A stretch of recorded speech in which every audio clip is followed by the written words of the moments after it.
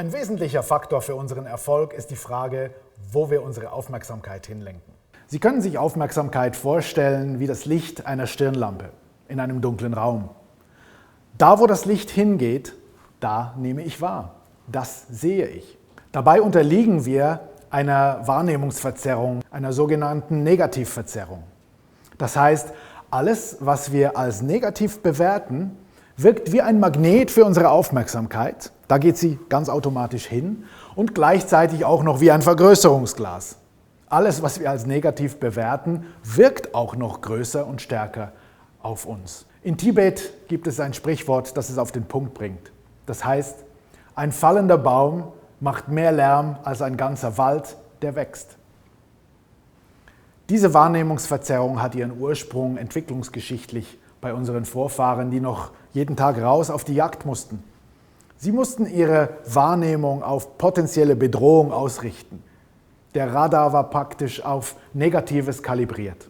Die gute Nachricht ist, wir haben die Möglichkeit, unseren Aufmerksamkeitsfokus zu lenken.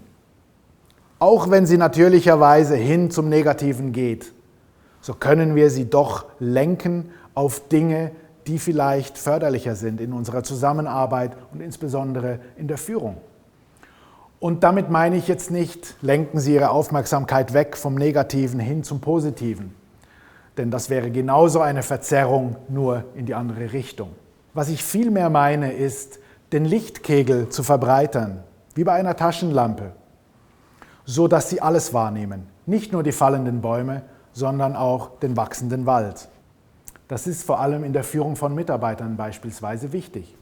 Denn wenn ein Vorgesetzter mit seiner Negativverzerrung unterwegs ist, was sieht er dann oder sie? Probleme, Missstände, Abweichungen. Und wozu wird diese Führungskraft dann Rückmeldung geben? Eben genau dazu. Wenn es Ihnen gelingt, Ihren Aufmerksamkeitsfokus auszudehnen auf das ganze Bild, dann können Sie Ihre Mitarbeitenden auch dabei ertappen, wie sie etwas gut machen, wie sie etwas richtig machen und ihnen entsprechende Rückmeldung geben, was wiederum Wertschätzung bedeutet und somit die ganze Kultur und Qualität der Zusammenarbeit wesentlich verbessert. Achten Sie in Zukunft nicht nur auf die fallenden Bäume, sondern auch auf den wachsenden Wald. Mehr dazu finden Sie in meinem neuen Buch Durchstarten.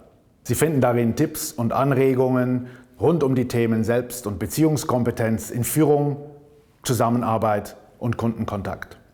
Sowie die Essenz aus meinen über 20 Jahren Arbeit als Coach und Sparringspartner von Führungskräften und der Arbeit mit Flugbesatzungen und Passagieren aus aller Welt. Erhöhen auch Sie jetzt Ihren persönlichen Wirkungsgrad und starten Sie richtig durch.